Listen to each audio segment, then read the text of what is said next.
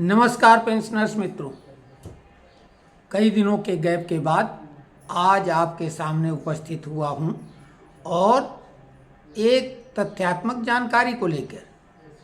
आपने देखा होगा कि इस बीच में कई लोगों ने मनगढ़ंत कहानियां अपनी तरफ से बहुत सारे आंकड़े जारी कर दिए, बहुत कुछ दिला दिया। अब कायदेस तो उनको देना चाहिए, जैसे कि कांग्रेस ने 1 लाख रुपए की घोषणा कर दी थी खटाखट वाली। अब लोग लाइन लगाएं तो, लेकिन उन्हें मिल जाएगा कुछ क्या। इसी तरीके से वीडियो अपना बना के डालने के पीछे जो प्रोफेशनल यूट्यूबर होते हैं उनका एकमात्र उद्देश्य होता है कि लोग इसको देखें और वीडियो को, ताकि उनकी कमाई हो। जबकि हम जिम्मेदार हैं, आप हम लोगों में एक ऐसा संबंध है कि ग्रुप से जुड़े हुए हैं, हमारा फ़ोन नंबर वहाँ उपलब्ध है, कई लोग फ़ोन करते हैं, तो हम ऐसी फर्जी बात तो नहीं चला सकते हैं। अगर चलाएंगे तो इससे हमें क्या हासिल होगा, क्योंकि हमने आपको बताया हम प्रोफेशनल यूट्यूबर नहीं हैं। अब हम बात वहाँ से करते हैं। चुनाव समाप्त हो गए हैं, पहले तो आप बता दें, सारी कटुता द्वेष भावना जो पनपी है वो खत्म हो गई है। अब कोई दिक्कत की बात नहीं है। हम लोग बिल्कुल निर्मल मन से एक दूसरे से चर्चा करें। हमने पहले ही कहा था कि पेंशनर्स भाई भाई, धर्म जात की ना कोई खाई। तो हम लोगों के बीच में कोई दीवार या दरार नहीं है। बिल्कुल ग्रुप में दिल खोल के लिखें, राजनीति करने से बचें। हम भी उसमें कहीं आपने देखा कि ग्रुप में कोई वीडियो अपना नहीं डालते हैं। इस बीच में चूंकि लोकतंत्र का महापर्व था, उसका आनंद लेना चाहिए था, एंजॉय करना चाहिए था। क्योंकि आप अपना मत देते हैं तो किसी पार्टी को देते हैं तो स्वाभाविक है उसकी विचारधारा आपको पसंद है।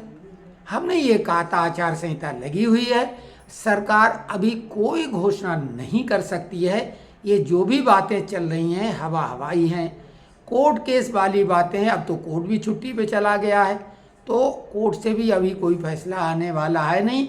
ये केवल जो स्पेशल लोग होते हैं केजरीवाल टाइप की या आतंकवादी कुछ, उन्हीं के लिए कोर्ट अब फटाफट सेवाएं देगा या कोई बेहद ज़रूरी मामला होगा, नहीं तो छुट्टियां चल रही हैं। तो खैर, एक बेहद महत्वपूर्ण आंकड़ा सामने आ चुका है AICPI के all India consumer price index यानी DA के आंकड़े आ चुके हैं। लोग उसमें भी नैरेटिव सेट कर रहे थे चुनाव को लेके कि सरकार DA अब नहीं घोषित करेगी, सरकार DA खत्म कर देगी, ये है वो है। और अब वो आंकड़े आ गए। हमने जब 3% DA की बात की थी तो कई लोगों ने हमारे ऊपर आक्षेप लगाने शुरू कर दिए थे। उसी तरह से जैसे कि पिछली 2 छमाही में हमने 4% DA बहुत पहले बताया था, तब कुछ लोग 3% ही दे रहे, तो बाद में कुछ लोग 5% देने लगे। हमने शुरू से डे 1 से न कभी 3 कहा न 5 कहा, हमने हमेशा 4 ही कहा और बहुत अर्ली स्टेज में बताया था। साथ में ये भी कहा था ये कोई रॉकेट साइंस नहीं है। एक सामान्य आदमी जो लिखा पढ़ी से जुड़ा हुआ रहा है अपने नौकरी के समय में, सेंट्रल गवर्नमेंट में या स्टेट गवर्नमेंट में भी, तो वो ये कैलकुलेशन करना जानता है। ये हम नहीं, ये जो देखने वाले हैं उनमें से अधिकांश लोग वो कैलकुलेशन कर लेते हैं। हाँ, वो करना न चाहे तो बात अलग है। तो हमने बहुत पहले आपको कैलकुलेशन करके बताया था कि जुलाई से 3% इस बार महंगाई बढ़ेगी, क्योंकि पिछली 3 छमाही से लगातार 4% महंगाई भत्ता, जिसे पेंशनरों के लिए DR बोलते हैं, DNS रिलीफ, वो बढ़ता रहा है। लेकिन इस बार हमने कहा था कि 3% बढ़ेगा। और हमने जो कहा था, आज जब वो आंकड़े आ गए तब भी यही कह रहे हैं। लोग अभी भी 3-5 की बात कर रहे हैं और 4 की भी करने लगे हैं। तो 3-4-5 या 3-5 में अब इस बार 3 ही सही होगा। कैसे? क्योंकि अप्रैल तक के AICPI के आंकड़े आ चुके हैं और वो आंकड़े हैं, अभी तक जो महंगाई बढ़ के तैयार हुई है वो हो गई है 2.43। अब 2.43 जब महंगाई बढ़ के हो चुकी है तो आप अनुमान लगा लें कि अगर 4 महीने का ये एवरेज है तो इसको आधा कर देंगे तो बचे हुए 2 महीने का एवरेज आ जाएगा। तो आधा अगर आप करते हैं तो 1.21 या 22 आप करेंगे, 1/2 तो करेंगे नहीं। चलिए हम 122 कर लेते हैं तो भी 3.65 ही होगी। अगर ये 3.99 भी हो जाए तब भी 3% ही घोषित होगी। तो जो हमने कहा था 100% सील ठप्पा लग चुका है उस बात पे, लेकिन अभी भी कई लोग उसमें बहुत क्लियर नहीं है। वो कोई 4%, कोई 5, तो कोई 3 ही बता रहा है। अब आप बताइए। तो ये हम जो शुरू से कह रहे हैं कि हम केवल और केवल तथ्यात्मक बातें करते हैं, मनोहर कहानियाँ नहीं सुनाते हवा हवाई। क्योंकि हमारा वीडियो आप देखो तो ठीक है, ना देखो तो ठीक है। हम कोई मक्खनबाजी तो नहीं लगाएंगे, आपको बातों की लोरी सुना के खुश कर दें। आप बच्चे तो हैं नहीं। कई लोग ऐसे हैं जो हमसे बहुत ज़्यादा पढ़े लिखे, बहुत ज़्यादा बुद्धिमान हैं, और वो बुद्धिमान लोग अपनी बुद्धिमत्ता का परिचय बहस में नहीं खर्च करते हैं। कई इसमें गैजेटेड अफसर जुड़े हुए हैं हमारे ग्रुप में, व्हाट्सएप ग्रुप में भी जुड़े हुए हैं, जिनके सामने पढ़ाई लिखाई के मामले में हम क्या हैं, लेकिन वो बात हमारी मानते हैं। उन्हें मालूम है कि भाई ये कैलकुलेशन करते रहे पहले। हम तो पहले नौकरी के समय जबकि स्वामी बुक आया करती थी उससे लोग आंकड़े बताते थे, हम उस बुक के आने के पहले बता देते थे, तो ये कोई बहुत बड़ी बात नहीं होती। तो आपको बता दें जुलाई से 3% महंगाई ही बढ़ेगी। अगर कोई अजूबा ना हो जाए, अजूबा एक्स्ट्रा ऑर्डिनरी कोई घटना घट जाए, महंगाई जंप ले जाए जो कि असामान्य ढंग से, तब 4% हो सकती है। लेकिन ये तय है कि 3% से कम भी नहीं होगी। अब बातें अन्य, जैसे महंगाई तो है 50% को क्रॉस कर चुकी है, तो क्या ये मर्ज होगी? क्या 18 महीने का डीए एरियर मिलेगा? ये सारी बातें भी बेहद महत्वपूर्ण हैं। कई लोगों ने 18 महीने डीए देने की घोषणा कर दी कि वो मिल रही, सरकार ने घोषणा कर दी है, चुनाव खत्म होते ही मिल जाएगी, डीए मर्ज भी करा दी। लेकिन अभी ये विचारणीय मुद्दे हैं, नई सरकार गठित होगी, कैबिनेट बैठक होगी और सबसे पहले वो डीए पे ही चर्चा नहीं कर लेंगे। तो ये मामला अभी कम से कम जून में तो कोई मतलब ही नहीं है। मुद्दे बेहद महत्वपूर्ण जैसे फिक्स मेडिकल अलाउंस, पे कमीशन, ये बेहद महत्वपूर्ण मुद्दे हैं। 65+ वाला 5%, 79+ वाला वो तो कोर्ट केस का मसला हो चुका है। और नोशनल इंक्रीमेंट का मामला है कि कोर्ट केस वालों को ही मिलेगा। रेलवे में एक नया उनने फुलझड़ी छोड़ दी 3 साल के लाभ की। हालांकि वो रेलवे का इंटरनल मामला है, सेंट्रल गवर्नमेंट के लिए ऐसा कुछ नहीं है। सबको जिस दिन रिटायर हुए उस दिन से वो लाभ मिलेगा। रेलवे का चूंकि लेटर आ चुका है तो उन्हें कोर्ट में जाना पड़ेगा, वो लेटर जो उन्हें जारी किया वो खारिज होगा, क्योंकि सेंट्रल गवर्नमेंट के एम्प्लॉयज़ के लिए नियम तो एक जैसा ही है। वो उन्होंने जारी कर दिया, अफसर होते हैं सिर फिरे कुछ। तो रेलवे का 3 साल का लेटर तो 20 मई का जारी है, इसमें कोई शक नहीं, लेकिन कोर्ट में जाने से वो खारिज हो जाएगा आदेश। तो ये सारी बातें इस बीच में 8वां पे कमीशन नहीं गठित होगा। फिक्स मेडिकल अलाउंस के लिए सरकार ने फिलहाल मना किया था। हमने बोला था हम भी इसके लिए मुहिम चलाएंगे, लिखा पढ़ी करेंगे, हम अपनी बात पे कायम हैं। हम अब ठोस प्रयास शुरू करेंगे। एक बात हमने जो कही था कि लोग बोले वो विरोध कर रहे हैं, ये कर रहे हैं भाजपा का, ये हमने बोला था कुछ भी कर लो आएगा मोदी ही। आया मोदी, और हमने अभी राजनीतिक विश्लेषण किया है, तथ्यों का दावा है और चैलेंज है और चुनौती है, कोई उसके इर्द गिर्द भी पहुंचा हो। घटनाएं घटती हैं, उसकी नज़रिया हर एक की अलग अलग होती है। निष्पक्ष और तटस्थ नज़रिया रख पाना बेहद कठिन होता है। जब हम राजनीतिक विश्लेषण करते हैं तो ईमानदारी के साथ करते हैं, अपना अनुभव के आधार पर करते हैं। ज़्यादातर MP MLA हमारे अनुभव के इर्द गिर्द भी नहीं होंगे। हम 73 से सक्रिय राजनीति में पूरी रुचि रखते हैं। तो कुल मिला के एक बात का 100% आप भरोसा हम पे कर सकते हैं, हम बहुत मधुर वाणी नहीं बोलते हैं, यही हमारी एक खराब आदत है। जो भी हमारे चैनल को सब्सक्राइब करेगा तो हमारे माध्यम से जो जानकारी मिलेगी उसके हम जवाबदेह हैं। इसमें कुछ वकील लोग भी यूट्यूबर हैं। अरे वो अगर सफल वकील हैं तो यूट्यूबर क्यों बनेगा? हम यूट्यूब पे तो अपना टाइम पास के लिए आते हैं भाई, हमारे पास कोई ऐसा काम नहीं। रिटायरमेंट के बाद हमको बहुत सारे ऑफर मिले, नौकरी के भी, सहयोग के भी, पार्टनरशिप में बिजनेस के लिए। हमने कहा नहीं, हमें जो पेंशन मिल रही है हम संतुष्ट हैं, हमें अब कुछ नहीं करना। ये हम वीडियो बनाते हैं, नॉन प्रोफेशनल हैं तो अपनी बात रख पाते हैं बिना किसी दबाव के। जैसे थप्पड़ कांड पे हमने बोला खुशी मत मनाओ, अगर कंगना पीट सकती है तो वो तो उसने पीटा, वो तो अगली नेता है, वो तो पंजाब से जीत जाएगी। वहाँ जब दो आतंकवादी जीत सकते हैं, एक जेल में रह के एक बाहर रह के, तो बेअंत सिंह का बेटा भी, वो भी उसी विचारधारा का है। और अमृतपाल सिंह असम में बंद है, 1 सेकंड के लिए जेल के बाहर नहीं आया और 2 लाख से जीत गया। तो ये कुलविंदर कौर भी नेता, इसकी नेतागिरी पक्की है। नौकरी से अगर निकाल भी दिया जाएगा तो भी वो नेता बन जाएगी, और पूरी इतनी प्रसिद्धि अगर वो करोड़ों रुपए खर्च करती तो भी नहीं हो पाती। लेकिन अगर एक थप्पड़ से ये हो सकता है तो कल को तो कोई प्रियंका है और सोनिया को मारेगा, वो तो बहुत ज़्यादा मशहूर हो जाएगा। और उसको क्या होगा, थप्पड़ मारने से गोली तो नहीं मार दी जाएगी उसको भी, भाई उसको भी साथ उतनी ही सजा होगी जितनी कि कंगना रनौत को थप्पड़ मारने वाले को होगी, वही सजा उसको होगी। इसीलिए हमने कल कहा था कि उसको इतनी कड़ी सजा दी जाए कि चूंकि वो रक्षक है, रक्षक ही जब भक्षक बनेगा तो क्या होगा। इंदिरा गांधी के रक्षकों ने ही तो गोली मारी थी तो उनको फांसी हुई, रेयरेस्ट ऑफ रेयर केस माना गया। अब ये सुरक्षा दल वहां पर है तैनात, वही जब हमलावर हो जाएगा, अगर उसके पास गन होती तो गोली भी मार सकती थी। और अब वो प्रसिद्धि पा चुकी है, वो चुनाव, वो तो नेता बन चुकी है और वो जीत भी जाएगी चुनाव। तो आप ये समझो कि इस तरह का क्या मानसिकता है, और उसको कई लोग तारीफ कर रहे हैं, इनाम घोषित कर रहे हैं। तो ऐसे में तो नेताओं की बाढ़ एक नए किस्म की आएगी, क्योंकि सोनिया और प्रियंका को अगर कोई थप्पड़ मारेगा तो वो तो बहुत बड़ी नेता बन जाएगी।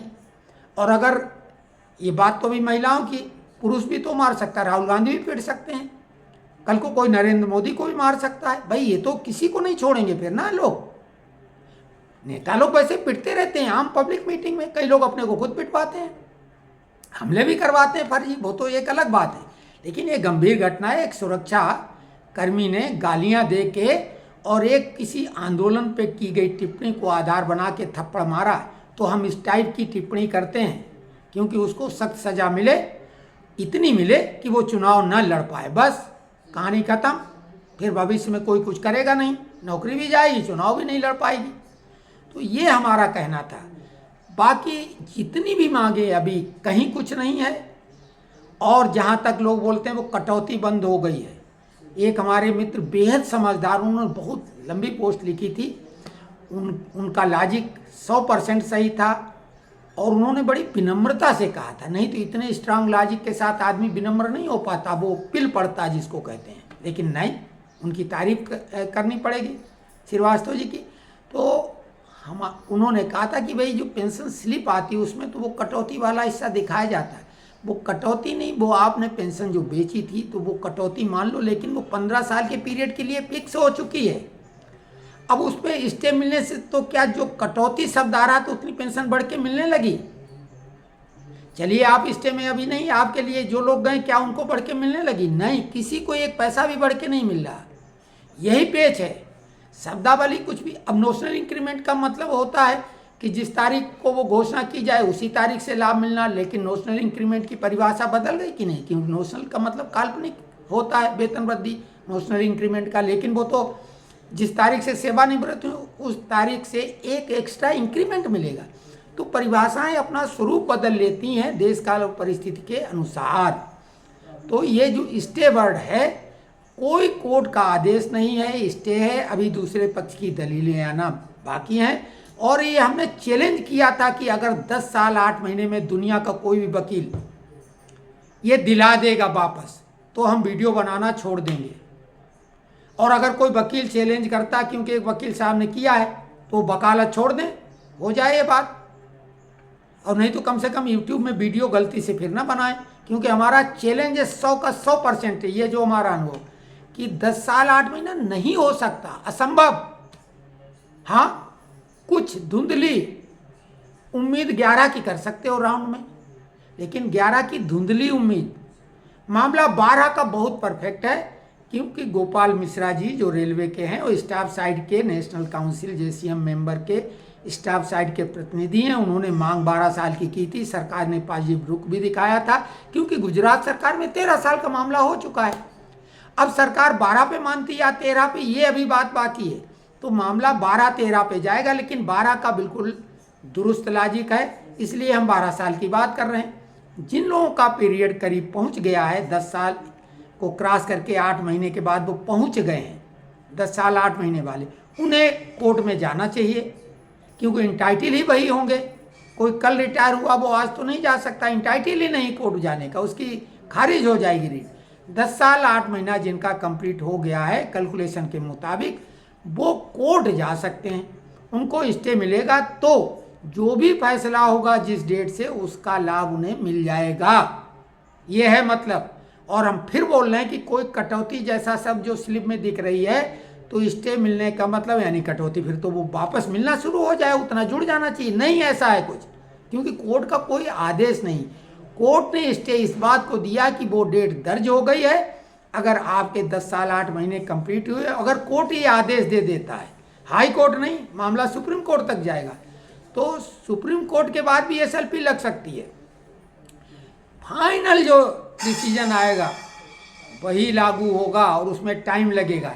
लेकिन जैसा कि नेशनल काउंसिल में 12 साल का मामला है, वो 10 साल 8 महीने वाला नहीं है, तो वो सरकार ने 8वें पे कमीशन की बात की थी, यानी 1 जनवरी 2026 से ये मामला ऐसे ही सेटल हो सकता है। तो जो लोग 10 साल वाले हैं, उन्हें चिंतित होने की कतई आवश्यकता नहीं है, वो अकारण में कोर्ट वोट न जाएं, ये हमारी सलाह है। वैसे ये इस मामले में केवल सलाह है, ये मर्जी आपकी है, क्योंकि 10 साल 8 महीने पूरे करने वाले को तो जाना चाहिए। हम खुद बोल रहे हैं कि भाई हम चाहते हैं कि हम गलत साबित हो जाएं। हमारे वीडियो बनाने न बनाने से कोई बात नहीं है, हमारा अहम हो सकता बोल रहा हो, क्योंकि जो चीज़ होती है वो सामने वाला नहीं समझ पाता, लेकिन हमें मालूम है कि कई लोग हमें घमंडी बोलते हैं, अहम बोलते हैं। हाँ, अगर हम ये अहम और घमंड न पाल के रखें तो हमारी तो हर बात काटने को लोग तैयार रहते हैं। हमने नेतागिरी की इसी अहम घमंड के साथ की, लोगों ने बात आरोप लगाया, हमने कहा इसको आप जो कह रहे हो हम उसे आत्मविश्वास मानते हैं, अपनी बात जो कह देते हैं उसको मनवा के रहते हैं, हम उसके लिए तर्क देते हैं, जिसके लिए हम कन्विंस खुद हो चुके हैं। तो उसके लिए अगर हम तर्क नहीं रख पा रहे हैं तो हम कमज़ोर वकील हैं, क्योंकि श्रमिक नेता भी वकील होते हैं। और जितने भी ये पॉलिसी मैटर के मामले हैं, इसमें सरकार को दोषी मत दो, इसमें आपके श्रमिक संगठन दोषी हैं, उनके नेता दोषी हैं, भले वो किसी भी फेडरेशन के हों, वो दोषी हैं। और जो जितने ताकतवर फेडरेशन हैं उतने ही बड़े दोषी हैं, विशेषकर लाल झंडा लाल सलाम वाले, क्योंकि ताकत तो इन्हीं की है श्रमिक जगत में, और उस ताकत का ये नाजायज दुरुपयोग करते रहें और ये पॉलिसी मैटर जैसे मामले कोर्ट में जा रहे हैं, तो क्या है सब इनकी नेतागिरी। जितने भी मुद्दे हैं सब पे तथ्यात्मक जानकारी देंगे और प्रयास करेंगे। विशेषकर हम नंबर 1 पर जिसको रखते हैं वो है फिक्स मेडिकल अलाउंस। उसके लिए हमने वादा किया था, वो लड़ाई लड़ेंगे। सरकार 1 जनवरी 26 तक उसको भी टाल रही है, लेकिन उसके लिए हमारे पास लॉजिक और दलीलें हैं। और एक वायदा है कि अगर फिक्स मेडिकल अलाउंस वाले 100 लोग तैयार हो जाएं तो जंतर मंतर पे धरना देने की हिम्मत जुटा लें। अब ये बात अलग कि भाई हम लोग बुजुर्ग हैं, कोई वहाँ प्रस्थान भी कर सकता फॉर एवर के लिए, समझ लो, नहीं तो बुरा लगेगा, हम अपने लिए तो बुरा नहीं मानते। तो प्रस्थान कर जाना तो वैसे भी है, अरे किसी का हित करके जाओ, तो हम तैयार हैं, हम तैयार हैं। जबकि हम फिक्स मेडिकल अलाउंस के लिए हकदार नहीं हैं, कायदे से हमारा आंदोलन में शामिल होना गलत है। लेकिन चूंकि हमने यूट्यूब पे वीडियो बनाना शुरू कर दिया है तो उस लड़ाई में हम शामिल हैं, क्योंकि हम हर पेंशनर की मांग में शामिल माने जाएंगे अब, क्योंकि हम अधिकृत यूट्यूबर हैं। हमारा चैनल मोनिटाइज है, ये ध्यान दो, चैनल मोनिटाइज है, अधिकृत है, किसी नेता संतरी मंत्री का इंटरव्यू भी ले सकते हैं, एक पत्रकार का, स्थापित पत्रकार की हैसियत रखते हैं, असली वाली, किसी का भी इंटरव्यू लेने के हकदार हैं। तो ये ध्यान दो, हमने जो भी शक्ति अर्जित की है वो हमारी नहीं है, वो सब आपकी है, आप लोगों ने ही वो शक्ति प्रदान की है। तो जब प्रदान की है, क्योंकि हमारे 6000 से ऊपर जो सब्सक्राइबर हैं उसमें 5000 पेंशनर हैं, तो आप ही हैं उसमें मेजॉरिटी में, आप मेजॉरिटी इज अथॉरिटी, आपकी बात हमें माननी पड़ेगी, माननी चाहिए और हम मानेंगे। तो अगर कोई धरना प्रदर्शन का कार्यक्रम करेंगे, हम बाकायदा, अगर कोई आपकी यूनियन भी है तो हम उससे कोई ये नहीं कहेंगे हमें आने जाने किराया दो। हम अपनी मर्जी से आएंगे, अपने खर्चे से आएंगे, तन मन धन से वहाँ पर अपना योगदान प्रदान करेंगे। तो आप लोग ये मान लें कि अभी कोई ऐसी ताज़ा खबर नहीं है, कोर्ट की भी कोई खबर अभी नहीं आ सकती, क्योंकि कोर्ट छुट्टियों पे चल रहा है, जून की छुट्टियां हैं, और केवल आतंकवादियों के लिए या केजरीवाल जैसे बड़े बड़े लोगों के पास, जिनके पास अथाह धन है, जो बहुत बड़े वकील हायर कर सकते हैं, जज जिनके सामने बहुत छोटी चीज़ है, उन्हीं के जूनियर लोग जज होते हैं, ऐसे वकील अब नाम लेने की आवश्यकता नहीं। वैसे हमें नाम लेने में कोई डर भय नहीं है, नाम ले भी देते हैं। अभिषेक मनु सिंह भी और कपिल सिब्बल जैसे लोग रात में भी कोर्ट खुलवा सकते हैं आतंकवादियों के लिए, केजरीवाल के लिए। केजरीवाल भी किसी आतंकवादी से कम नहीं, बल्कि उनका प्रश्रयदाता है, और ये आरोप कुमार विश्वास ने लगाया था, जो खुद एक बड़ी शख्सियत है देश में। तो हमें कहने में कोई गुरेज नहीं, अगर केजरीवाल की औकात है हम पे मानहानि का केस करे, हम उसको बोल रहे हैं आतंकवादियों का प्रश्रयदाता है, कोई आपिया में दम है केस करे, हम फेस करेंगे उसको। तो कुल मिला के हम लोग नॉर्मल व्यक्ति हैं, एक साधारण नागरिक हैं। भले हम लोगों के नाम में सीनियर सिटीजन लगा है, लेकिन सीनियर सिटीजन लग जाने से कोई विशेषाधिकार कोर्ट वोट में हम लोगों को नहीं मिलने वाला है। वो आम आदमी कहलाते हैं, लेकिन वो विशेष आदमी है, उनकी बात अलग है। तो गर्मियों में कोई फैसला हम लोगों का नहीं होने वाला है। अब सरकार भी जून में कुछ नहीं करेगी, गठित होगी कैबिनेट बैठक में, पहले हम लोगों का कोई मुद्दा ही नहीं, वो डिस्कस कर लेंगे। जहाँ तक जुलाई वाला महंगाई भत्ता भी है, वो भी जुलाई में ही डिक्लेयर नहीं होगा, वो तो 1 महीने बाद ही आंकड़े आएंगे, और 1 महीने का मतलब अगस्त के लास्ट में, यानी 2 महीने बाद पता लगता है। तो कुल मिला के आप सभी लोगों को हम तथ्यात्मक जानकारी इसी तरह से देते रहेंगे। अगर आप पसंद करते हैं, सच्चाई सुनना पसंद करते हैं, क्योंकि सच्चाई कड़वी होती, लुभावनी नहीं होती, और लालच बुरी वाला है। एक अच्छी खासी सरकार चल रही थी बहुमत वाली, अकेली पार्टी की, अब उसको सहारा लेना पड़ गया। अब वो गठबंधन की सरकार हो गई है, बहुत कड़े फैसले लेने में उनको दिक्कत होगी, भले आपके हित के हों। तब किसान बोलेंगे कि भाई हमारे को करो, आप मजदूरों को दे रहे हो भले फार्मूले के अंतर्गत हो, लेकिन हमें दो। किसानों ने कर्मचारियों का हवाला दिया था, पे कमीशन का, डीए बढ़ता है 6 महीने में, 10 साल में उनकी तनख्वाहें बढ़ती हैं, लेकिन हमारा एमएसपी, वही तो उनकी मांग थी, और इसीलिए जो डीए एरियर अटक गया है। नहीं तो 34,500 करोड़ सरकार के लिए बड़ी चीज़ नहीं थी, वो दे देते। ये बात हमने बताई थी, और विश्वसनीय सूत्रों के आधार पे बताई थी, सेक्रेटरी लेवल का, नाम किसी का हम नहीं लेंगे। तो लोग हमारी बात को अगर हल्के में लेते, लिया करो, क्या फ़र्क पड़ता है। लेकिन बात का वजन देखो कि 3% महंगाई भत्ता जिस अर्ली स्टेज में हमने डिक्लेयर किया था, भारत में एक भी वीडियो अगर उस तारीख का कोई दिखा देगा तो भी हम वीडियो बनाना छोड़ देंगे। और सब लोगों ने खिल्ली उड़ाने की कोशिश की थी, तो उड़ा लो खिल्ली। उसी प्रकार से जो भी बात कहेंगे ठोस आधार पे कहेंगे। अब तो हमारी बात सही हो गई थी, कई लोगों ने विरोध किया था, हमने कहा था आएगा मोदी ही, कुछ भी कर लो, और कुछ भी नहीं। George Soros, Elon Musk, China, America के कई लोग, यूएनओ में भी आलोचना की गई, सुप्रीम कोर्ट ने भी बहुत कुछ ऐसा किया जो इस सरकार के खिलाफ था। पत्रकार तो लगे ही रहे, पाकिस्तान लगा रहा, बहुत सारे जो अंदर के विरोधी, उन्होंने बिल्कुल सब कुछ दांव पे लगाया, लेकिन क्या हुआ, आया मोदी। तो ये बातें हमारी सत्य हैं। अब सत्य अगर नहीं सुनना चाहते तो जानो, चैनल को सब्सक्राइब करेंगे, ताकत आपकी बढ़ेगी। हम कभी नहीं कह रहे हैं कि हमारा है व्यक्तिगत, हम आपके प्रतिनिधि हैं। आप जो कुछ दिशा निर्देश देंगे बहुमत में, ग्रुप भी बना हुआ, हम वैसा करेंगे। तो फिर आप समझ लो, अगर आपके पास कोई दिक्कत है, कोई अधिकारी, कोई अथॉरिटी तंग कर रही है, आप वीडियो बना लो उसका, हम उस अधिकारी का वीडियो चलाएंगे और उसका असर होगा, हम वीडियो सेक्रेटरिएट भेज देंगे अपना वो वाला। तो कुल मिला के अखबार वाले हमारे कई मित्र हैं, बड़े बड़े अखबार वाले, दैनिक भास्कर भी उसमें है। भले वो सरकार की विचारधारा का 100% समर्थक ना हो, लेकिन सत्यता का तो साथ देना ही पड़ेगा। तो ये ध्यान दो, बहुत सारे पत्रकार हमारे मित्र हैं, बड़े पत्रकार, नाम लेने की आवश्यकता नहीं, जबलपुर में लोग जानते हैं, और बाहर के लोग भी जो हमें जानते हैं वो जानते हैं, जहाँ हम रह रहे हैं वहाँ भी जानते हैं। तो हम आपके समर्थक हैं। हाँ, मक्खनबाजी हमारी आदत नहीं है, विनम्रता भी दर्शाते हैं, लेकिन अगर कोई अक्खड़पन दिखाता है तो हम भी अक्खड़ हैं। आप आलोचना खूब करो, वो हमारी ताकत है, लेकिन सार्थक होना चाहिए, शब्दावली संभाल के करो।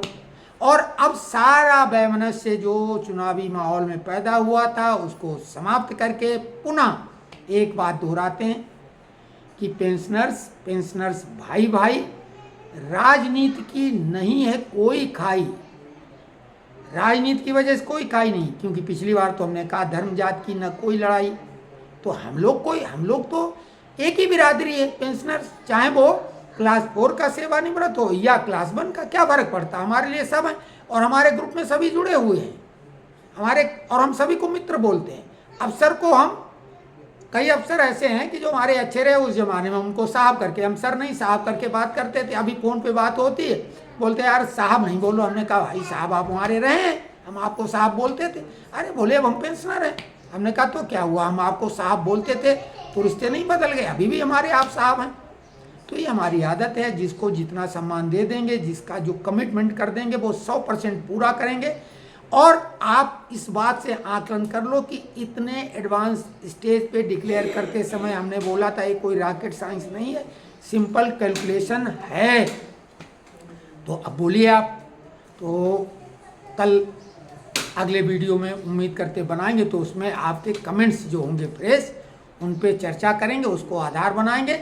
और कोई खुल के आलोचना करे, हमारे एक बहुत अच्छे आलोचक हैं बढ़िया वाले, वो हैं राजीव पांडे, लेकिन वो आलोचक अपने को कहने में गुरेज करते हैं, लेकिन हम उनको, आलोचक का मतलब ये होता है कि वो सबसे बड़े वाले मित्र, वो हमारी जो कमियां हैं उन पे नज़र रखेंगे, हमें बताएंगे तो हम उनको सुधार कर पाएंगे। क्योंकि हमें एक बात मालूम कि हमसे ज़्यादा तो कमी किसी में नहीं होगी, क्योंकि हम अपनी ही क्षमताओं का लाभ नहीं उठा पाते हैं। तो ठीक है, कल तक के लिए जय जय श्री राम।